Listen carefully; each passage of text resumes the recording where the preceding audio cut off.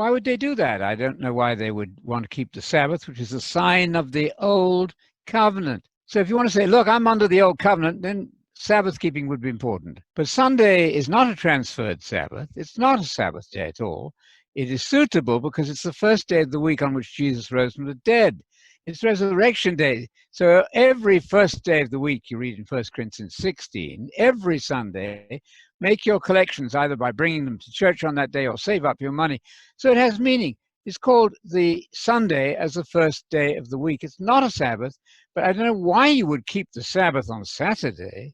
That would tell people you're under the old covenant, and that's wrong. In Colossians 2:16, Paul said, don't let anybody tell you to keep the holy days, the Sabbath, and the new moons. That's the trio of observances. Why would you do that?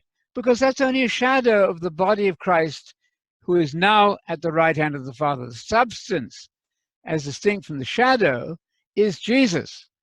Believe in him and all of his teachings and get away from the old covenant, because it's going to drag you in the wrong direction. Probably the Lord's Day in Revelation 1, the Kyriaki Imera, the Dominical day, is probably Sunday. I wouldn't swear to that. Probably not the day of the Lord, which would be the expression for the future events in prophecy, but probably it's the Dominical day because you have the Kyriaki Supper, which is the Lord's Supper, which they should be keeping right. They weren't keeping it right.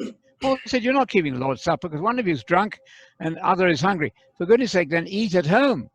You ought to be keeping the Lord's Supper properly, but you're not doing it. So he was very critical of a church out of control at that point.